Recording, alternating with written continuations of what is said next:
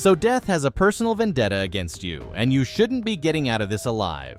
But you do, and now it's coming back to kill you and everyone you love. There's no way in hell you're getting out alive this time, but how do you cheat death against all odds? I'm going to break down the mistakes made, what you should do, and how to beat Final Destination, Bloodlines. This all starts in the late 60s. Iris had everything: a proposal, a baby on the way, a sunset view from 50 stories high. She blinked and saw everyone die. In her vision, it all began with something completely harmless: a penny.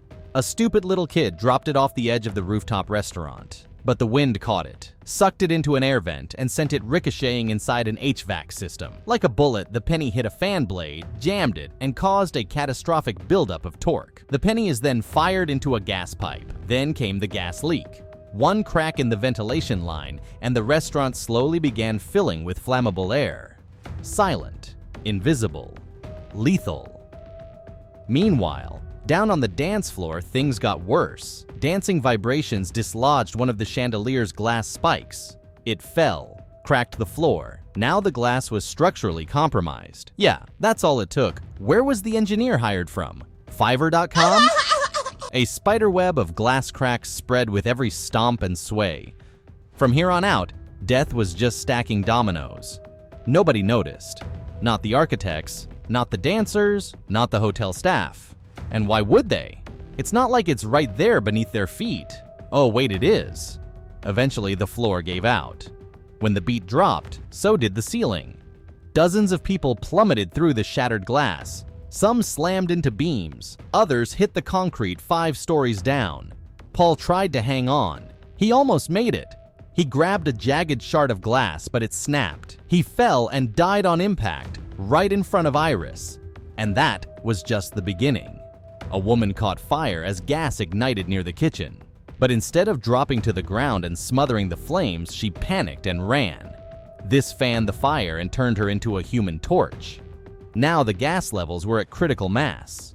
A broken piece of the chandelier landed on a vent, and just like that, ignition. The explosion was massive. A couple by the window melted alive. A waiter was impaled by a metal rod. Shrapnel flew. Screams echoed. And those who survived tried to run. One hotel staffer yelled for people to take the stairs. But that was a terrible idea. They weren't built into the structural core. They were cosmetic, cheap add-ons that couldn't handle any real stress.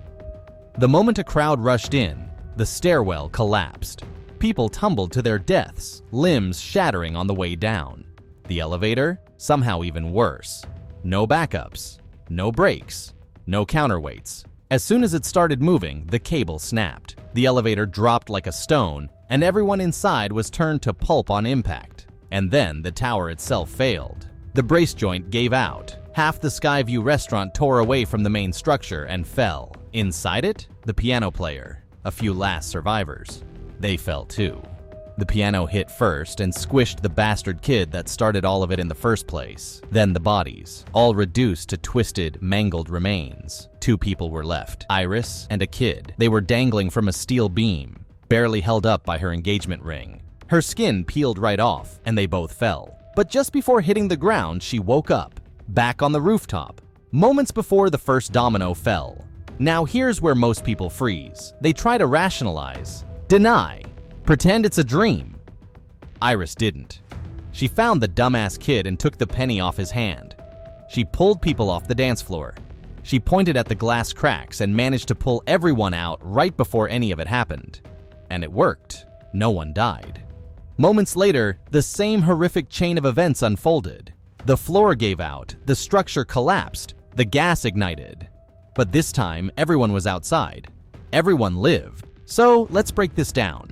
She did manage to get everyone out, but there were better ways to do it. How? Let's find out. First, take every vision seriously. If you've seen people die in specific horrible ways, you're not dreaming. You're being warned. The universe just handed you a cheat code and the clock is ticking.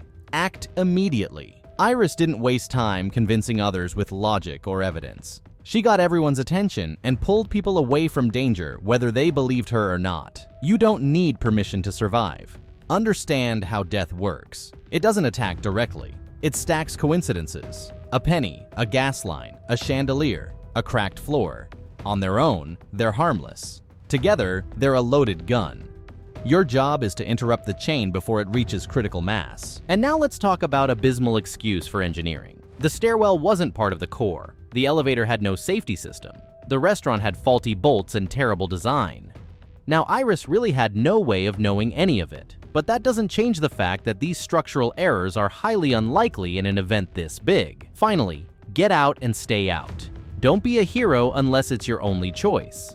If you've seen the full disaster unfold, evacuate the area, or don't if it's unlikely that you'd get everyone out before shit hits the fan. Iris managed to save dozens of lives, but that wasn't the end, because in this universe, saving people doesn't erase Death's plan, it just delays it. And that's where the real nightmare begins. When she screamed and evacuated the Skyview restaurant, she saved hundreds of lives, but rewrote fate in the process. Death didn't just walk away, it waited, and it watched. Because the people who were supposed to die that day weren't meant to continue existing, and the lives they created weren't meant to happen at all. By cheating Death, Iris created a ripple. Paul, her fiancé, made it 1 year. Then he died in an accident. Iris made it her life's mission to study and understand the curse. She managed to track the kid from the end who died with her while hanging, until they weren't hanging. They learned that they could spend years isolated from the rest of the world, staying a step ahead from death, but it wouldn't give up.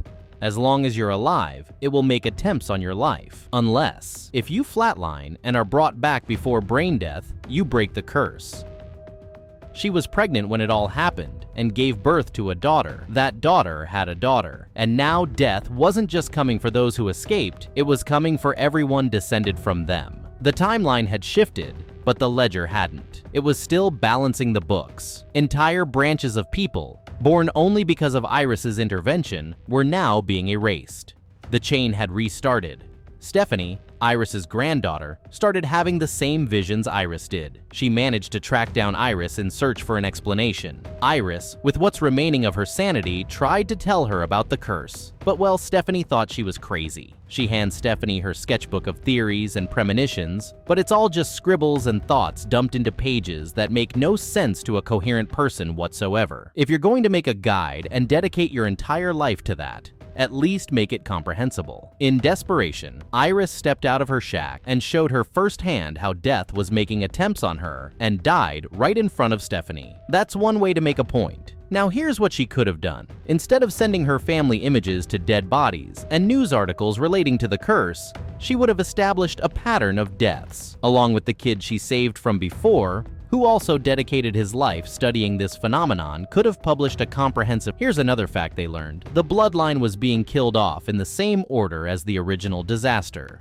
That makes Iris's son and daughter the first ones in danger, Howard and Darlene. Unsurprisingly, Howard gets his head crushed under a lawnmower while Now, despite knowing what was about to happen, Iris leaves all of it to her dismissive granddaughter who doesn't know anything about the curse. She should have tried to break the curse herself instead of handing her clusterfuck of a sketchbook to her totally unaware granddaughter. She should have at least told her how the curse would go after her son and daughter next and avoided unnecessary deaths. Going back to Stephanie, she found the old woman's sketchbook filled with diagrams, deaths, predictions, and madness. She thought it was nonsense until she found a note saying, JB found someone who survived. Stephanie threw herself into the madness. She restructured Iris's erratic scribbles into a working map of how Death operates and figured out the sequence of Death's attempts on people. Now, she knows it's her turn. She's the new Iris in the sequence. She tracks down this JB, whose real name is William Jr.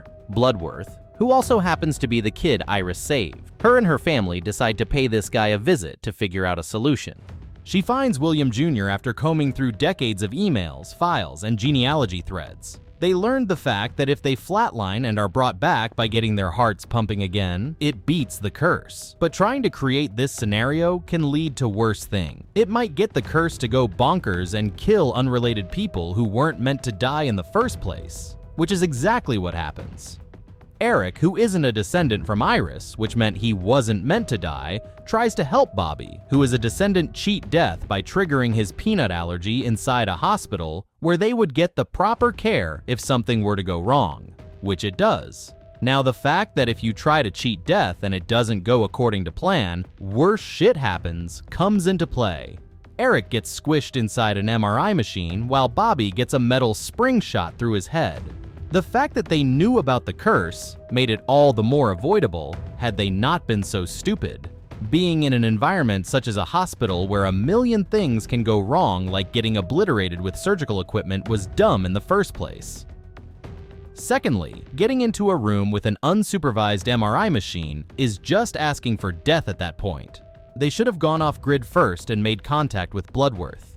Following this, Darlene was next in line, and she figures that as long as she survives, Death wouldn't go after the rest of her family. So she decides to head back to Iris's old farm. Given that she survived there for years avoiding death, she thought she could do the same.